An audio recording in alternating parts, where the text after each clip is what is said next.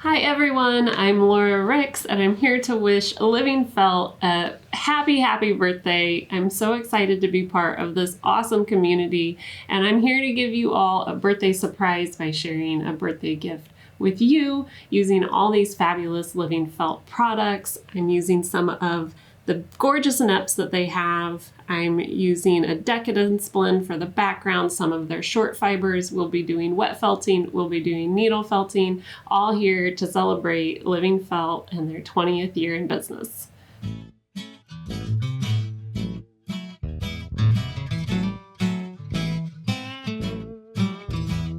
Let's go over the supplies for our Celebration Chameleon.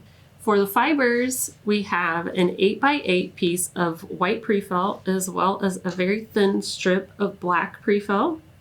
We have some MC1 in cotton white, some Bergschaft in ebony, a Decadence blend in Snow Queen, as well as some wool Nepps in a variety of colors. I'm using onion, paradise, kiwi, mallard, evening, and lagoon. We will also be using a thin resist, a rotary cutter, a 42 triangle single needle. I also like to have my punch-it tool loaded with 42 triangle needles, an ink pen, some scissors, and some felting foam or a wow pad. For the wet felting supplies, we'll be using, I believe, what Marie refers to as a single station setup. We have mesh, bubble wrap, and grippy shelf mat liner. This is the Nuno bubble. We have water that is lukewarm to warm, vinegar, we have some olive oil soap, sponge, towels handy, and of course the palm washboard. One more little thing, we'll be having some fun with googly eyes. I'd like to show you a few different options for your chameleon before we get started. This is the one that I will be guiding you through in this little mini lesson. He has a branch that is black. He's got a very curly tail. He has some details inside. We've used a lot of different colors to create a pattern on his body, and he's got this nice white background that has just a little bit of silk running through it. I've used a Decadence blend. We also have this guy right above him. For this project, I did a brown branch. I had a slightly different drawing when I created this one, and I didn't have quite so curly of a tail. So if that is like a little problematic for you, you could always go with a simpler tail. And also, I used a simpler design. I just blended a whole lot of different colors. I made a blend. I didn't worry about trying to create a pattern. I kind of had this guy sort of fitting in with the background. So that's an option as well, just to place the Nepps inside without worrying about creating a pattern at all. This background is just created using a blend of Maori fibers to create that nice subtle blended look. And you can see that this chameleon's feet are a little bit different. They're flattened out and they're more just standing directly on the branch. This is just kind of the evolution of my drawing as I went through this whole project here. On this one over here, I wanted to create a little bit more of a background with some bling fibers. I liked that squiggly look. I laid those out first, wet my project down, and then when I built my chameleon, I tried to make sure that the colors and the Nepps I was placing sort of matched the colors behind. So he's a little bit incognito over here. Again, I went with a black branch on this one and still did the outline, still has the really cool fun texture, of course. Over here on this one, again, it's this white Decadence background. It has the silks that give it a little bit of a shine. I gave this one a brown branch. He still has the swirly tail. I went with a little bit bolder of a pattern. I used some different color combinations. So up here I used darker yellow with the brighter yellow, and then I mixed the yellow and the green with like I think it's a light blue paradise lagoon type mixture for these stripes. And then when I was done, I went ahead and I outlined these stripes just to make them pop even more. So not only did I do the black outline with the Bergschaft, but I also did a little bit of an outline around the stripes on the inside. On this one, I even outlined the eye with a little bit of that ebony bird shaft. So that made that pop out a little more. You can think of that as an option as well. Hopefully that'll give you some ideas and get your creative juices flowing as far as what you want to do for your chameleon. Let's go ahead and make the resist for our Celebration Chameleon. This is what we're looking to create, and here's how we're going to do it. I have the printout of my chameleon you should have it available in a PDF. He's about 6 inches wide here, and I have my 8x8 resist material. I'm going to lay it over my chameleon so I can see him, and I'm going to try to center him up as best I can. It doesn't have to be perfect. You can position this on your felt however you like, but I just find it a little bit easier to go ahead and try to center him now. Once I have my chameleon centered, I'm going to go ahead and use the Sharpie marker to trace around the outside of him. I'm not worrying about any of the inside lines at this point. I'm only worried about the outside of my chameleon. Now we're going to cut out our chameleon. And here's our resist. Let's prepare our wool Nepps. For my chameleon, I've chosen to use 2 separate color blends. One of my color blends is the Evening, Onion, and Lagoon, and then the other color blend is the Paradise Mallard and Kiwi. So I've kind of kept greens together and then like the blues and purples, and I felt like that created a nice contrast for these stripes. I would encourage you to have fun using whatever colors you like, but these are the colors I'm using for this project.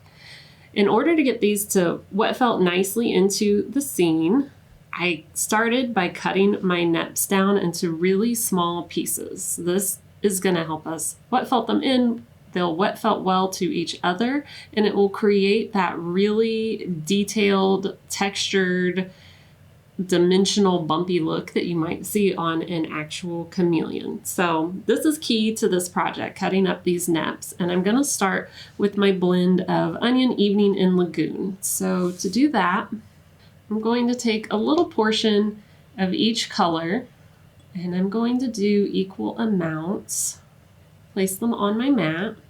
And for this, you might also want a large pair of scissors. I like to start cutting my Nepps with my scissors just to get them chopped down a little bit before I start going after them with the rotary cutter. If you don't have a rotary cutter and cutting mat, you can do this entire step with your scissors. That's not a problem. I find that using the rotary cutter eventually helps my hand not to get so tired squeezing these scissors together, but use what you have on hand.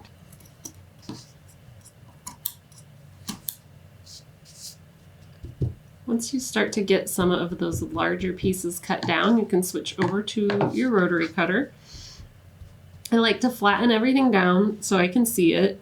Make sure you keep your other hand well out of the way so you don't accidentally cut yourself, and just start working your way through your Nepps with your rotary cutter. I like to try to really look through them and go after the largest pieces that I'm seeing.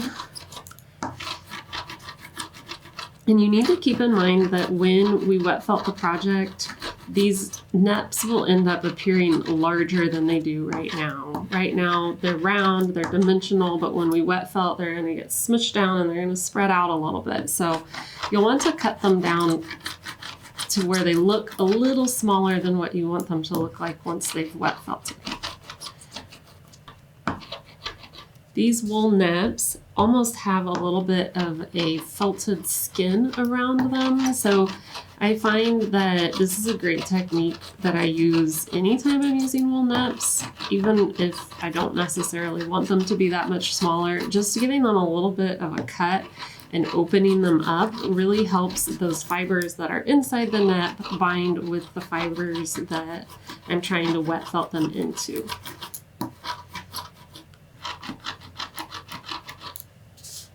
Give them a stir every once in a while, flatten them back out. Look for any large pieces and cut through them.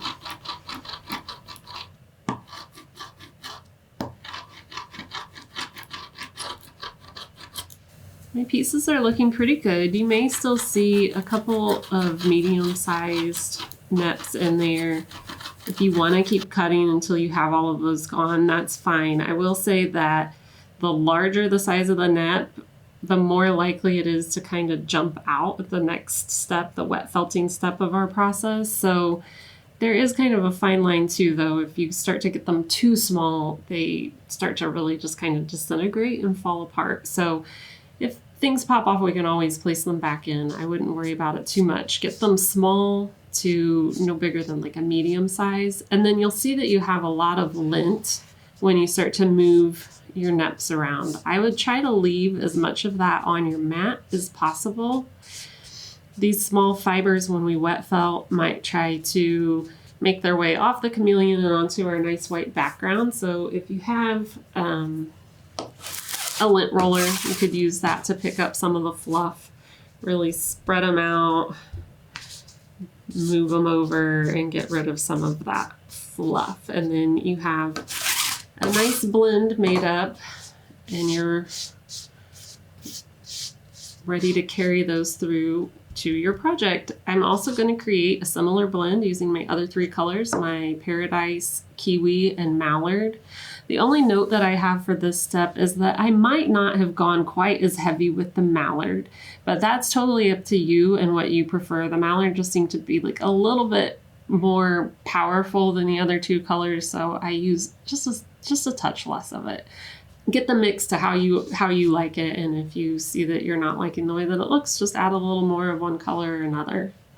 And then we'll move on to our layout.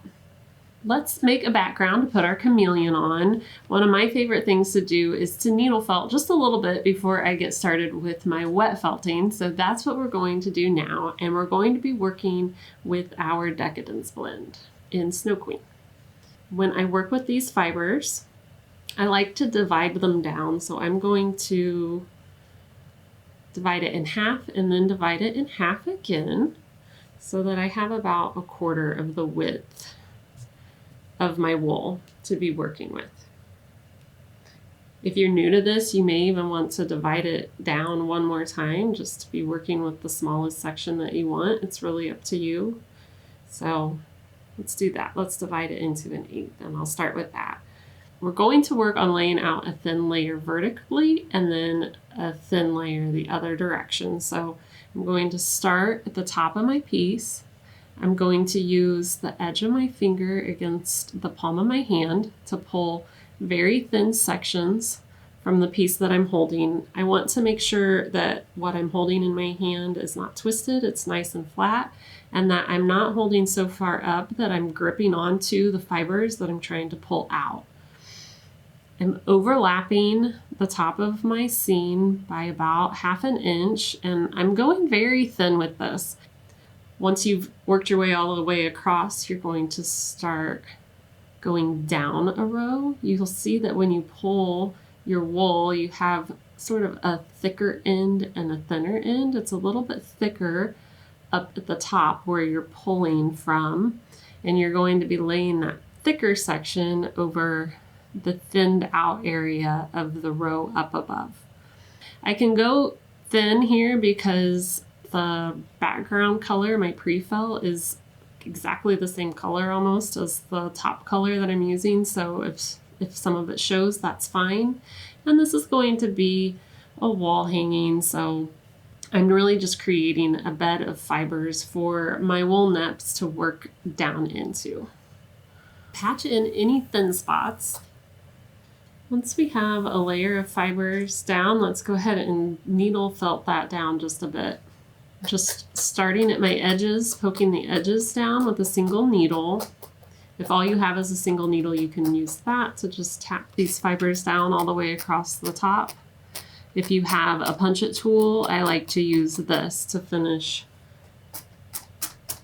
poking down my fibers.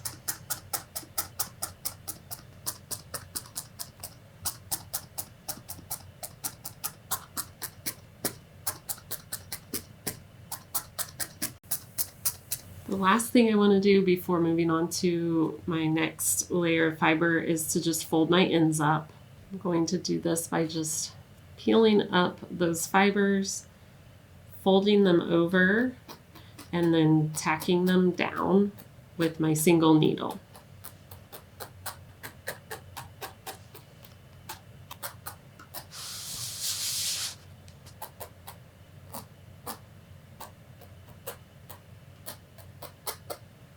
When you have your ends tucked in, we're going to give our project a quarter turn, and we're going to repeat that entire process.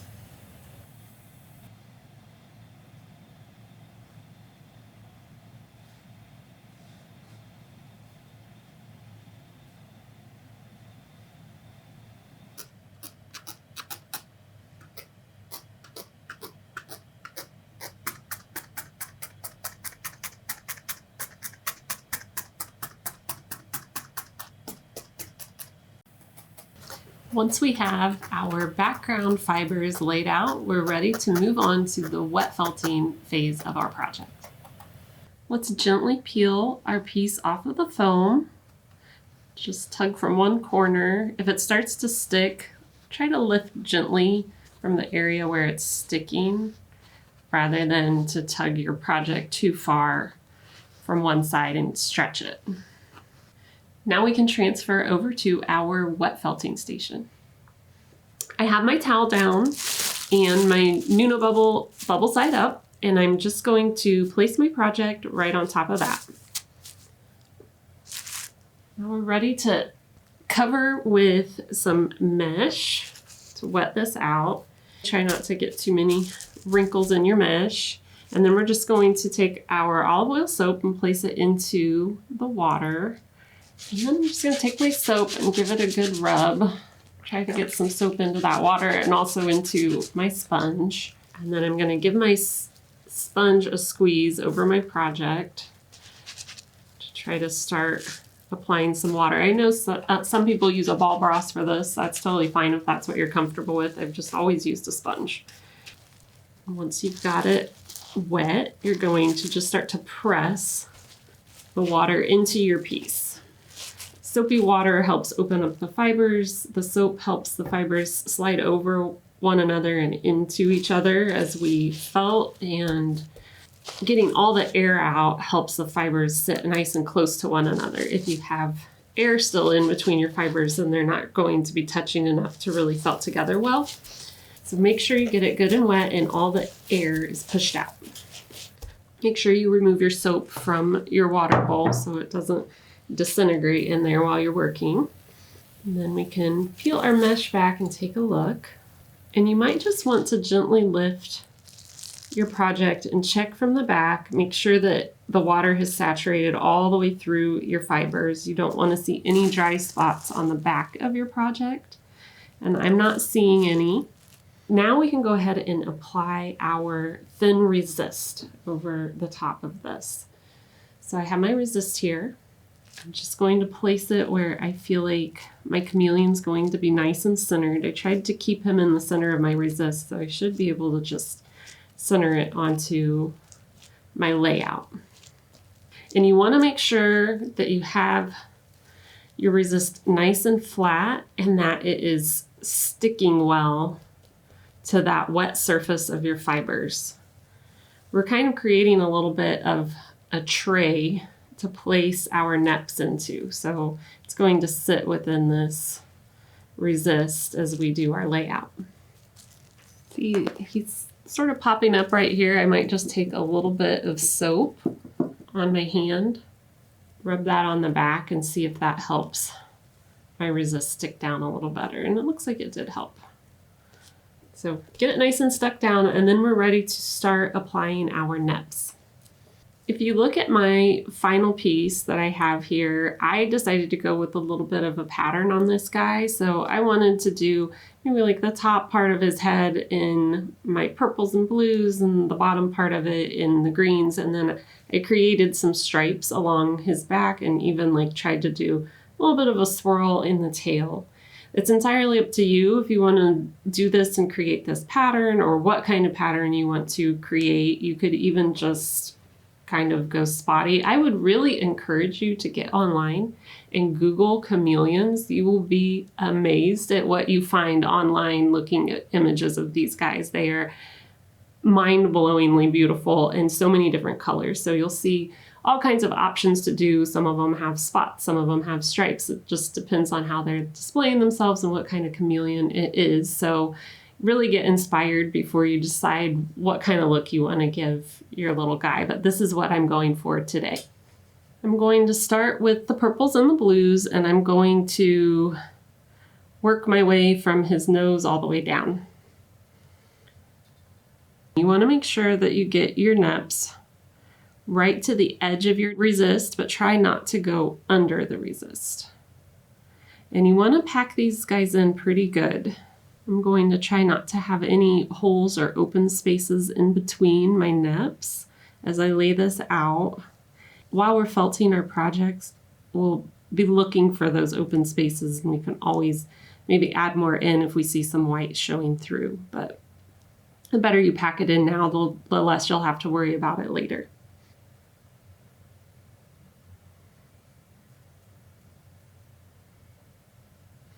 I'm going to do both of his little legs in the green mix. And you can just sort of cover it over and press it down into the resist. It goes pretty easily. The Nepps might want to stick to your fingers a little bit, but it's not too bad, really.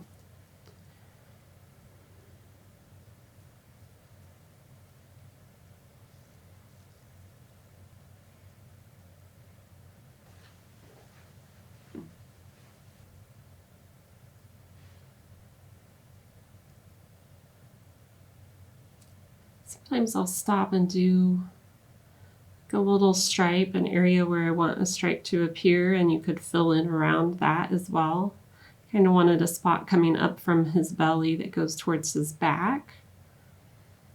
And then I also, on the one I created, made a stripe on his back that kind of separated down. So maybe it started from two areas up on his back, and they joined together and then came down towards his belly. And then once you have those stripes in place, you can go and fill in with your other color blend.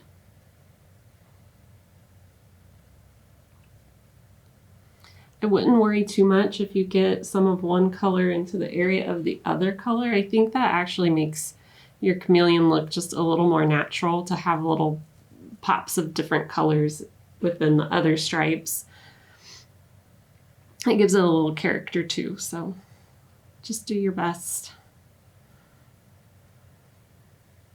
To keep the swirly effect, you'll have to make this edge of your stripe skinnier than the edge of the stripe that's towards the back of his tail. So I'm kind of going skinny over here and wide over here just to keep the spiral spinning around.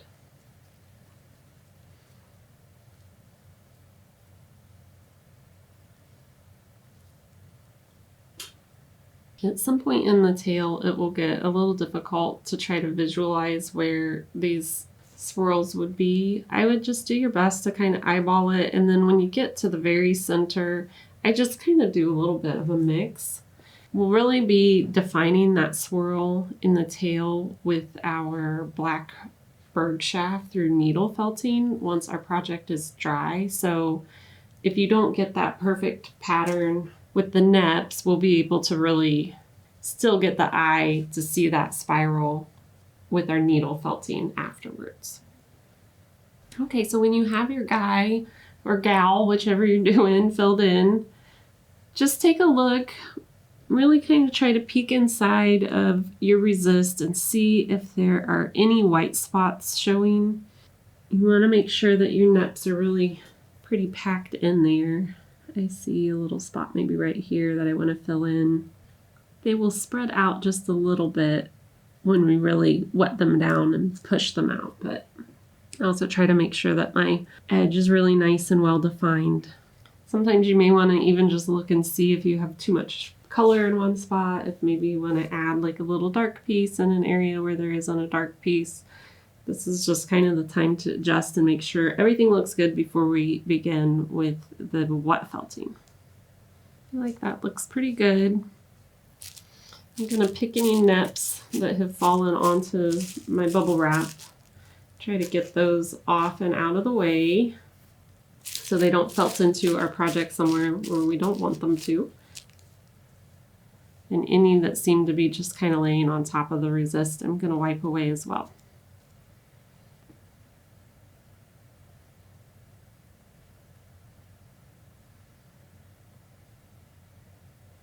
So now we're ready to move on to the wet felting, and we're going to start using our palm washboard. Something I can tell you about when you place your mesh is that I like to use one end of my mesh for this phase where I'm really starting to wet felt these Nepps, and then maybe the other end of my mesh for later on once the resist has been removed and I'm trying to shrink my project down.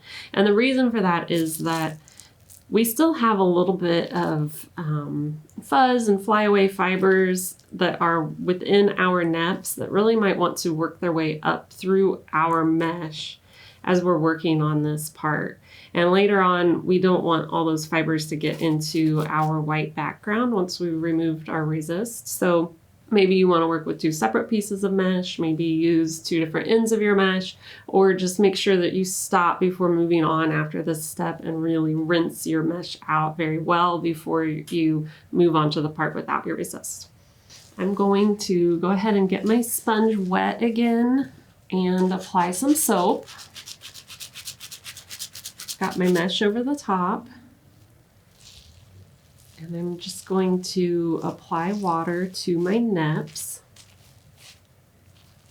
Try not to shift anything around. Try not to shift your resist, but it should be pretty stuck to the fibers underneath. That moisture tends to really hold it in place, and the soap helps it stick down as well. In this phase of the project, when we start rubbing over the surface of our chameleon, we aren't really trying to wet felt the underneath layers of our project. We're not trying to do anything really with the white. What we are trying to do is to get these Nepps that we've placed inside of our resist to start to wet felt and stick to each other. So that's what we're working on. We're not going to apply a whole lot of pressure. We're just going to be rubbing over the top of our chameleon, and we're going to try to get those Nepps to stick to one another before we work on felting them down really into the rest of the piece. I'm just going to use circular motions, and I'm going pretty light right now. Just trying to coax those Nepps together, and it'll probably take, we'll probably do maybe 3 to 5 minutes of this before we check on it.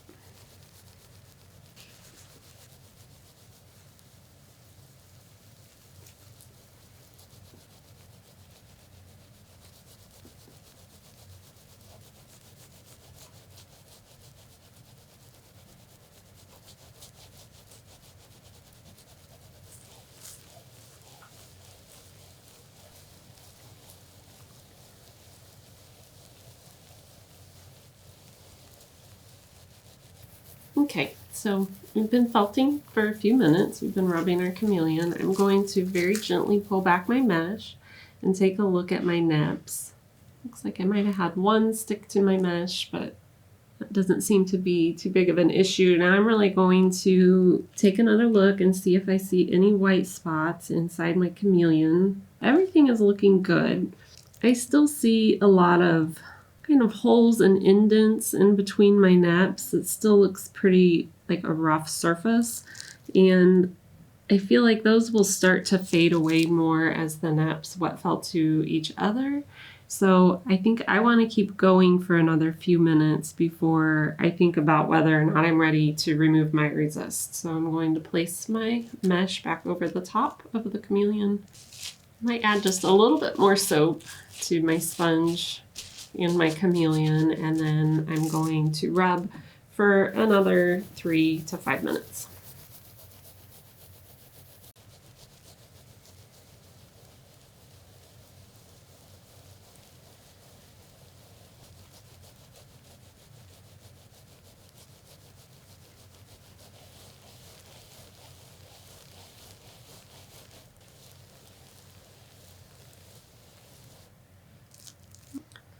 Let's take another look. Things seem to be flattening out a little more. I'm not seeing quite as much texture in my Nepps.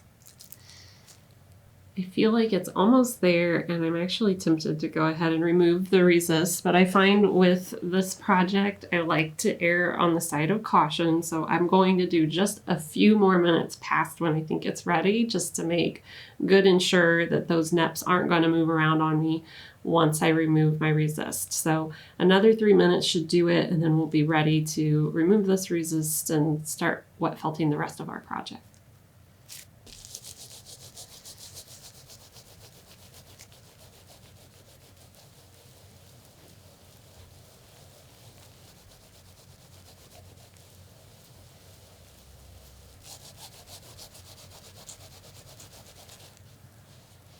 Okay.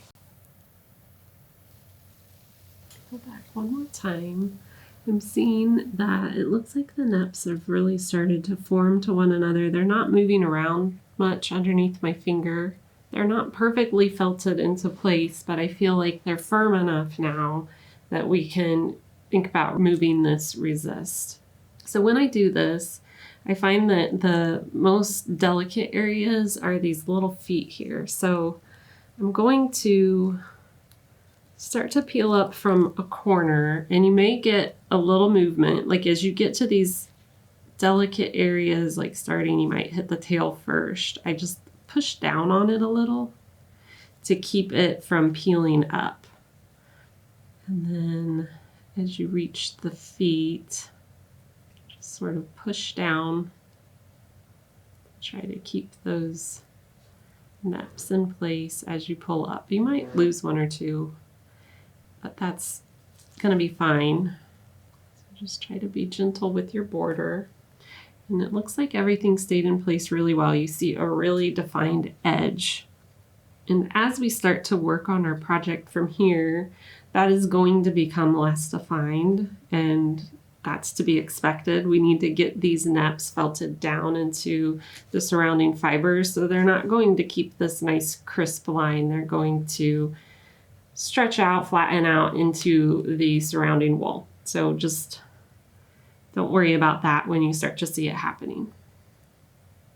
At this point, I'm going to switch my mesh so that I'm using the other end. I do have quite a bit of fibers that have migrated up through on the end that I was using, so I want to try to keep those off of my white areas.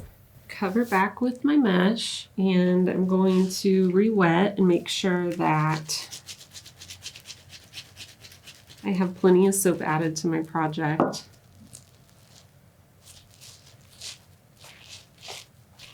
And in this beginning phase, when I first start my wet felting, I'm probably just going to use my fingers to start with. And I'll use my fingers to go along this edge and start to flatten it down into the wool, especially in these areas like the little feet that might want to shift. So just use your fingers to go along this edge for a few minutes before we pick the palm washboard back up.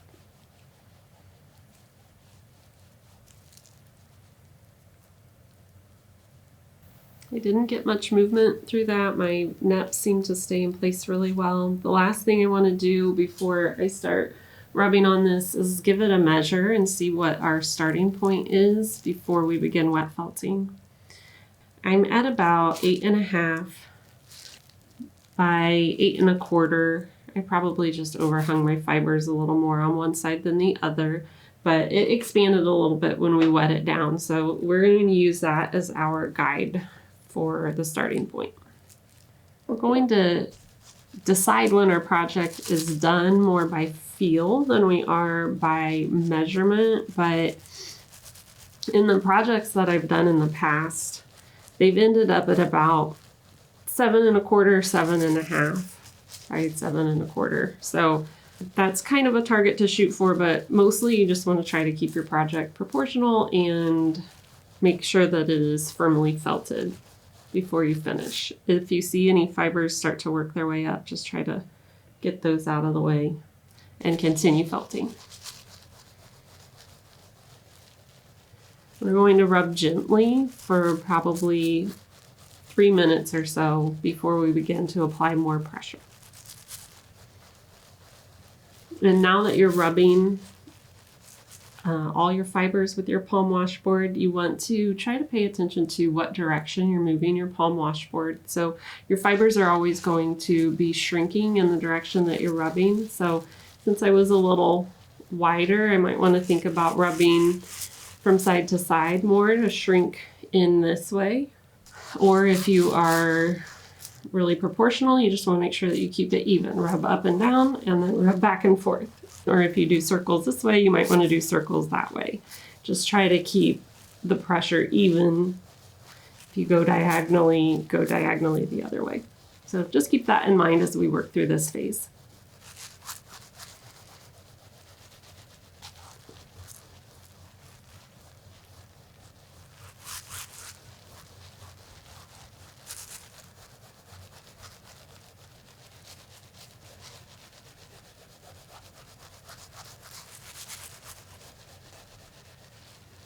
Let's go ahead and check, make sure that none of our fibers are sticking too much to our mesh.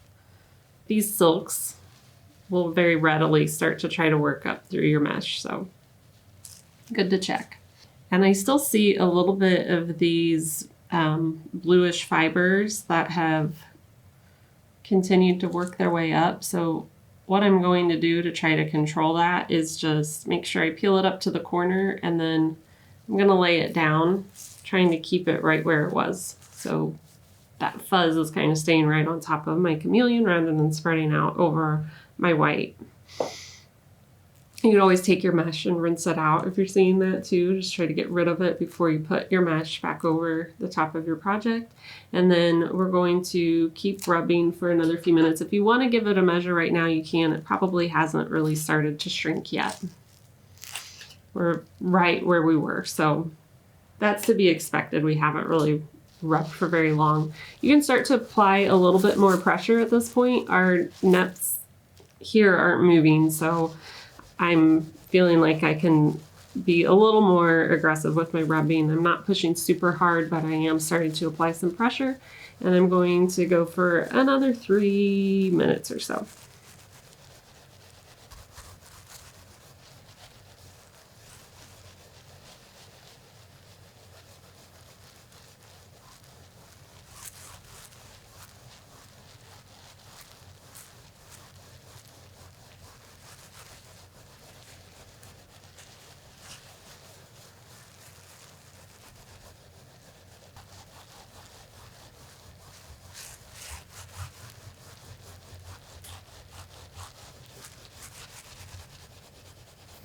Take a look and make sure nothing's sticking. I do feel my silk starting to work up through the project.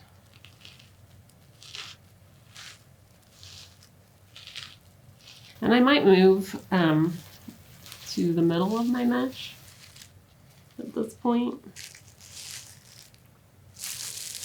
You can give it another measure. It has started to shrink a little, so I'm at 8 1/4 here.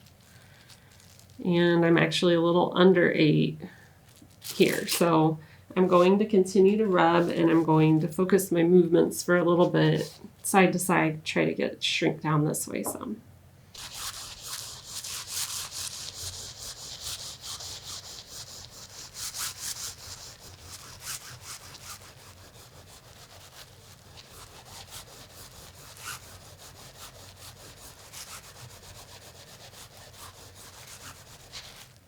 I'm going to pull back and measure and see if I'm evening it out. Yeah, it's more around 8 here now. These little fibers on the edge are pretty thin, and we can always trim those off. I think that's kind of contributing to the width. You can feel with your fingers. Just try to see how those fibers feel. They're still pretty delicate. They're not moving. There's definitely a skin formed, but I can still feel that it's kind of spongy and just not quite like hard felt yet. So we do want to keep moving with our wet felting. I might try to remove just a little bit of water with my sponge before I start rubbing again. So just wring out your sponge, bring it onto your project, and try to pull up any excess water. And you can wring it back out into your bowl.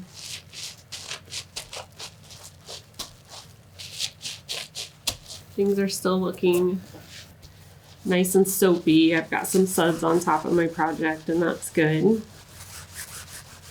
I'm starting to apply more pressure and be just a little more aggressive with it now that things are starting to firm up and shrink down.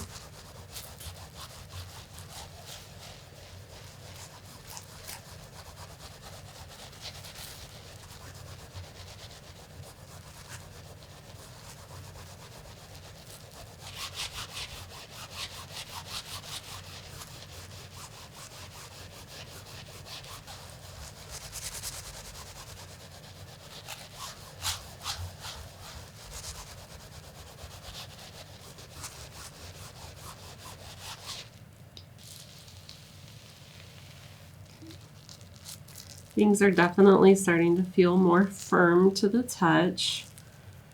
It's not quite as spongy here in my white. I'm going to go ahead and measure.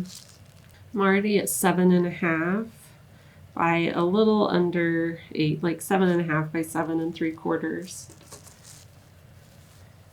He still feels pretty wet, so what I might do now that he's starting to be a lot less delicate and I can tell that the Nepps are not shifting around, I can go ahead and just sort of fold him and hold him over my bowl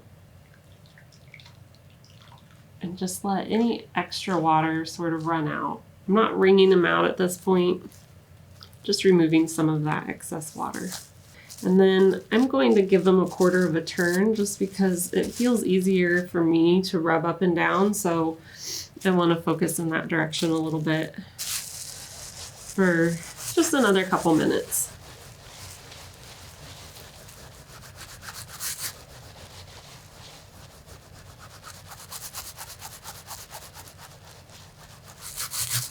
The great thing about a palm washboard is that you can sort of spot shrink things as you see them, and you can keep an eye on what's going on with your project the whole time that you're working. It's not like you lose sight of it as it's wrapped in bubble wrap and you're rolling. You kind of have your eye on it the whole time.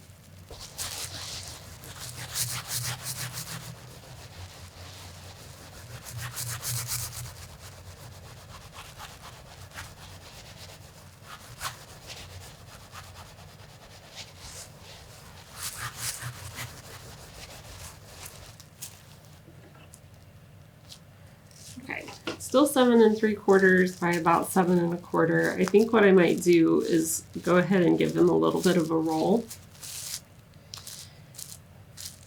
Things are feeling very firm.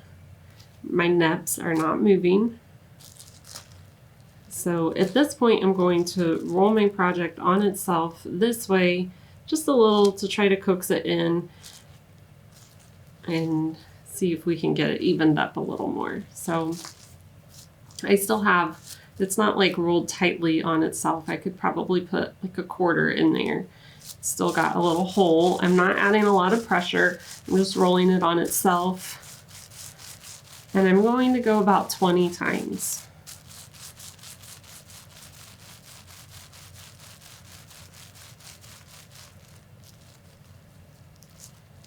And then unroll. See if we shrunk it all. We're at about 7.5.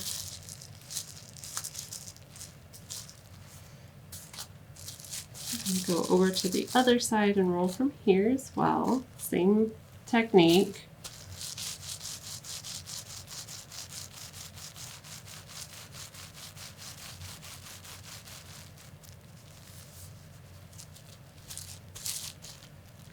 You're still 7.5. Just gonna give it a rub to flatten it out.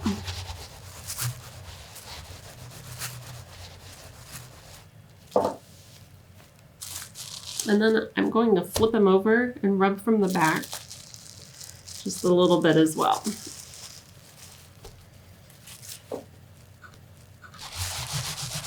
Just for a minute or two from this side. And then we'll see where we're at.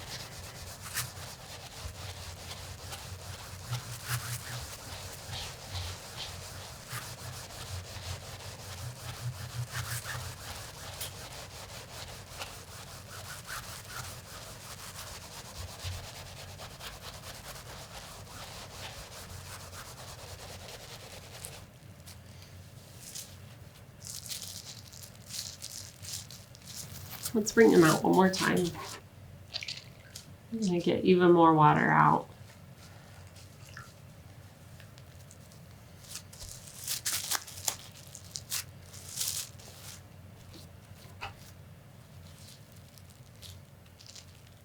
Seven and a half by 7. Last thing I'm gonna do is rub or roll from this side. So from like placing it face down, rolling from both ends this way. And if it doesn't shrink anymore, then I'm just going to leave it at this. I'm going to say that the 7.5 by 7 is close enough.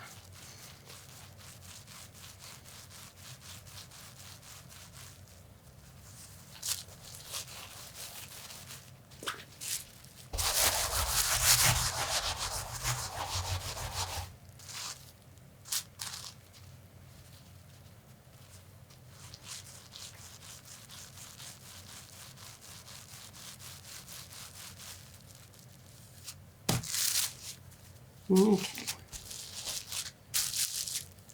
He looks really good. I'm really happy with the way he's turning out.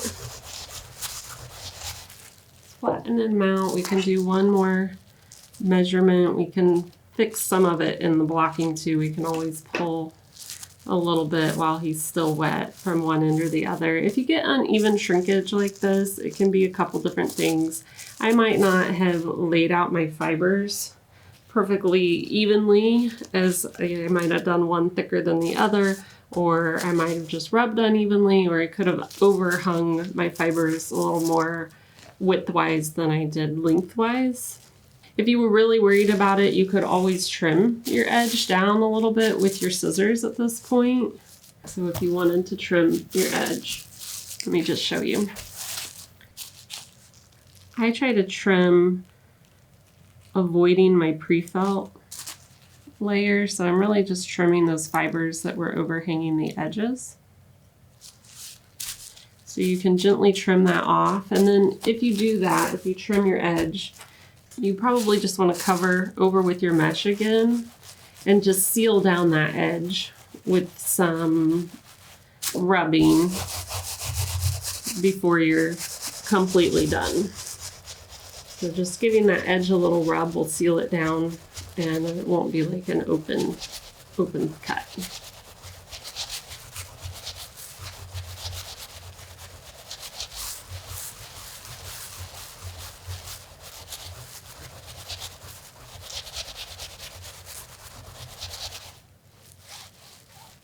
Okay, so at this point, you can take a look. If you have any corners that look off, you can always give them a little rub. Like if one corner is kind of too long, you can spot roll to squeeze it in, or if you didn't like this little bump over here, you could give that a trim as well. So just do any finishing touches that you want as far as shaping up your scene, and once you're done with that, we're ready to rinse our project under running water until the water runs clear. And after that, we'll place our project into a vinegar bath. So I'm just going to fill my bowl with water. I'm going to do a glug or two of vinegar. I usually let it sit in there for about 15 minutes. That gives me time to usually clean up all of my wet felting setup. So you don't have to put a real timer on it if you don't want to. Just give it a little time in there while you're doing your cleanup. And the reason that we do the vinegar bath is that adding all of the soap has changed the pH of our fibers, and putting it in the vinegar is going to just help those fibers go back to a more natural pH. After the vinegar bath, we're going to lay our project flat. Our project has dried overnight, so let's go ahead and check it out. You may be looking at him and thinking, oh, I don't know, if he's turning out right, like he doesn't look like much, but I promise you as we work with him and we needle felt today, he's just gonna come right to life and you're gonna be so impressed by the outcome, I hope. So we'll go ahead and give it a measure. We're at about 7.5 by 7.25, which is pretty close for me. You might see that some of those short little fibers that escaped from us cutting open our Nepps could have migrated just a tiny bit into this white. I don't have much of it and I'm not too worried about it, but if you had more of that than me, then there's a couple things we can talk about. You could always take a little bit of your Decadence Blend fiber. You could cover that area. And sometimes I tear this just to shorten it, turn it into more of like a shorter fiber to work with than this really long fiber length. And just place it down over that spot that you want to cover and needle felt it in. So that should help hide that. The other option that you have, and kind of what I had in mind, one of the things I had in mind when I made this course, is that you could just use a different color background. So anything that migrates off of your chameleon and into the white is going to show up pretty well. But I left the background white for a reason. I thought it had a nice graphic look for this project, but I also wanted to see what all of you would end up doing with this background. So I thought it would be really fun as we see the projects start to show up on the LivingFelt Friends Facebook page to see what everyone has decided to do with their backgrounds. So have a lot of fun with your background. You, of course, can choose to do the white, but I'd love to see what else you come up with for a background on this project. Next, let's go ahead and give our chameleon a branch to stand on. I have this really thin line of black pre-felt, and I'm going to work it, starting kind of laying it over his feet and his body just to see where I want the branch to lay. So get yourself like a nice little shape that you like, and then we can start poking our pre-felt down. So I'm going to say that I like that layout, and I'll start poking over on this side. And before I really start shaping it, I just want to get it up against my chameleon tail. And then I'll use my small scissors to just give him a little snip so that I don't wet or needle felt into the tail area. So right now that's just sort of tacked down. And again, we can trim some of this away where it's going to join up with the tail. And we can start to poke until it meets up with the foot. And then we can go ahead and trim a little bit more.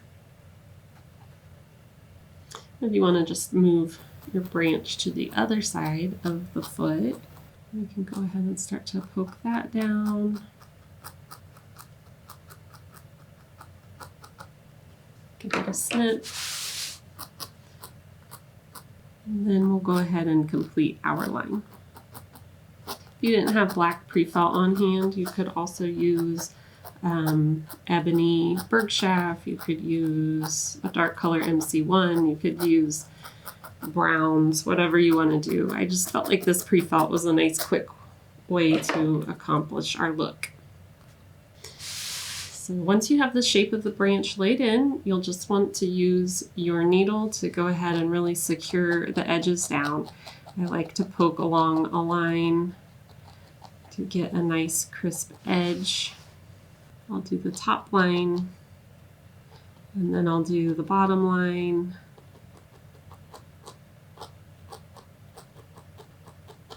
And then I'll sort of poke down in the middle. So do this to all the sections of your branch, and then we'll move on.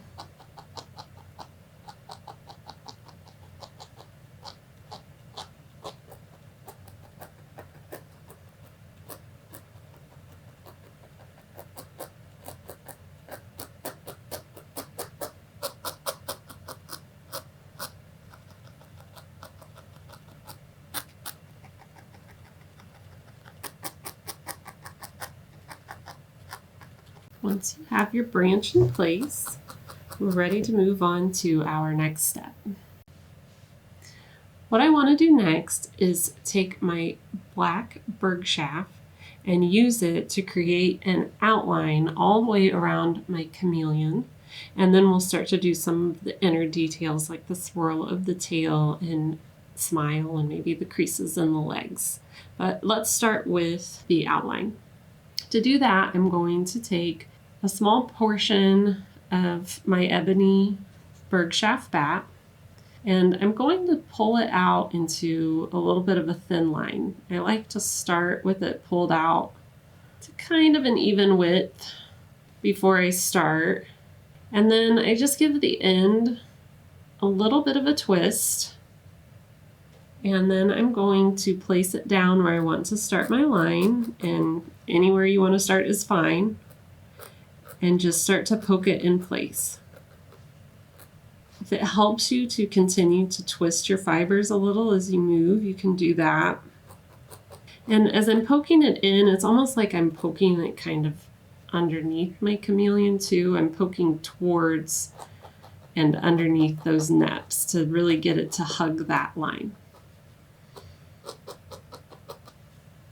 It helps me to just kind of move my foam as I make my way around. And I'm trying to get an even consistency to my line as best I can.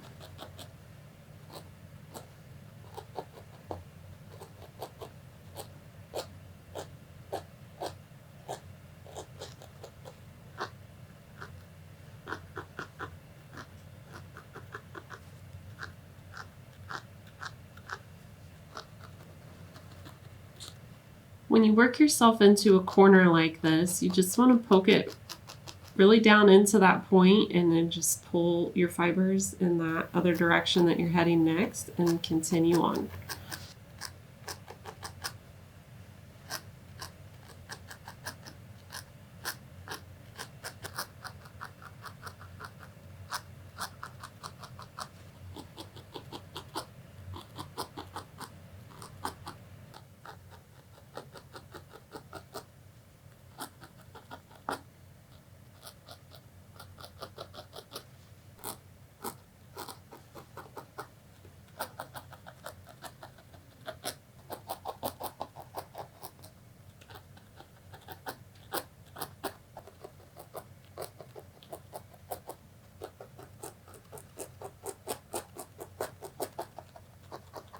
I've created the outline on my chameleon, and you can see how much that just really helped to define this little creature that we have going on here.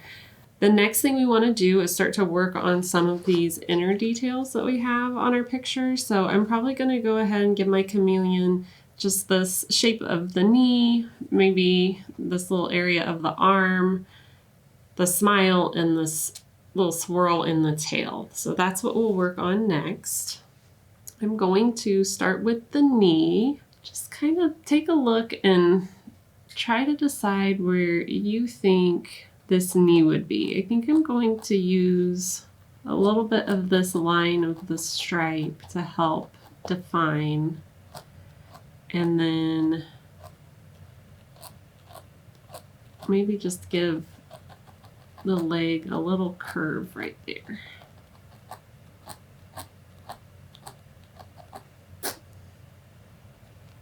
So cute. Okay.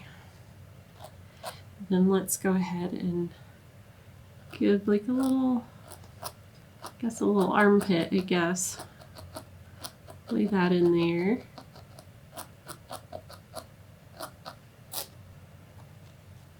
Next, we can decide where we want the chameleon's smile to be. You can go directly on this line that you created, or you can go off of it. I'm probably going to go off of it a little bit. I see that there's like a little dip in right here, so I'm probably going to use that as the start of my smile, kind of where maybe the mouth is coming together. And just draw the smile back from that.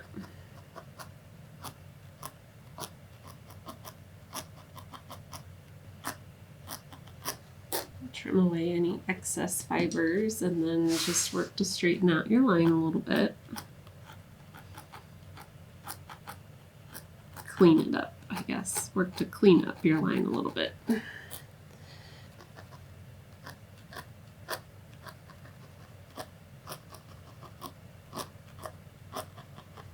I'm happy with that. The last thing I want to do is add a little spiral to the tail. For this, I'm just going to start right at this little point that we created earlier.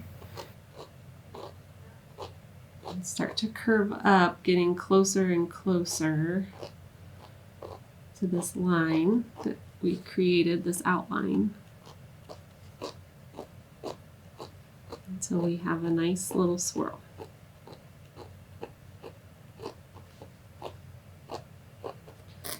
Trim away your fibers and go ahead and clean up your line any way you need to.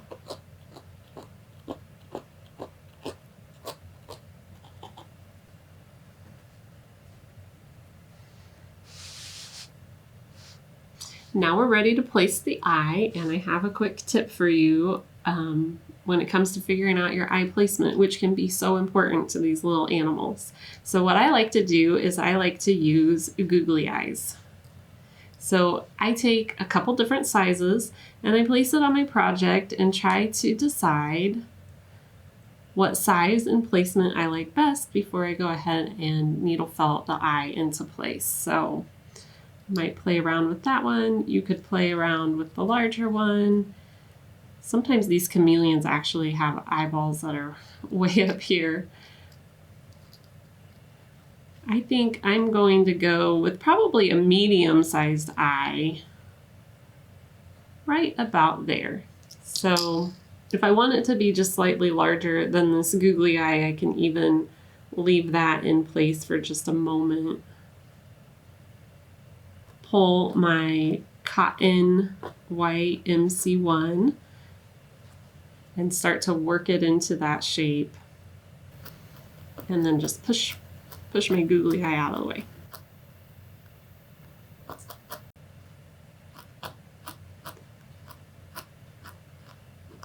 And when you use this short fiber for the eye, it's really not going to take much. I think chameleons actually don't have a white eye like this. I think their eye is probably more the color of their body, or it's kind of like the same bumpy texture, I think, as their body. So even if you wanted to just create an outline within your color for an eye and then put like the black part of the eye inside of that, that's another option for you. Again, if you take a look at these chameleons online, you'll be amazed at all the different colors and ways they look.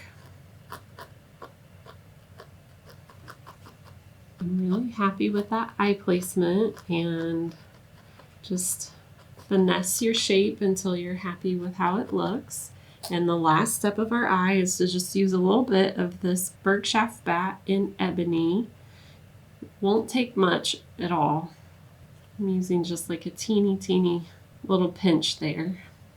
And I'm gonna have the eye kind of looking back this way. So I'm just going to take my fibers, start to poke them in place where I want them. And then I give my fibers a little bit of a swirl and poke back down into that spot that I've created.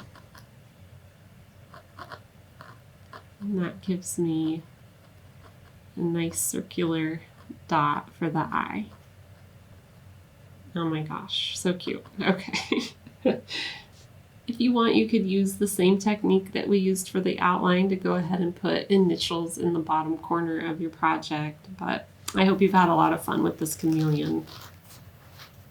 So there is our completed chameleon. It's not necessary, but you could always steam press your project before you move on to framing. It'll just help flatten it out a little bit and get it a little more crisp for your framing.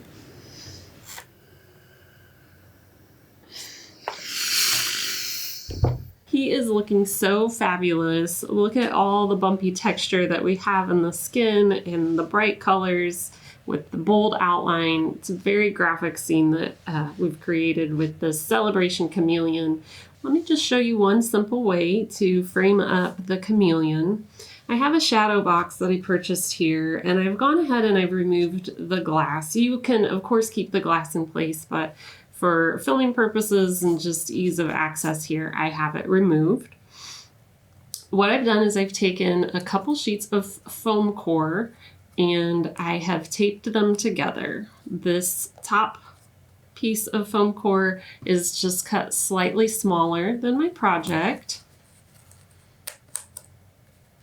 And the back piece is slightly smaller than that. I've applied double-sided fabric tape. This particular shadow box has a fabric type backing. So I've applied double-sided fabric tape to my smaller sheet of the foam core, and then I can just place that right into the middle of the frame and press it down. Then to the front of your foam core, you could do Velcro. I've seen people do that in the past. I didn't want the Velcro to show. This is pretty thin, so I have used, again, the double-sided fabric tape, and this is acid-free double-sided tape that I've used.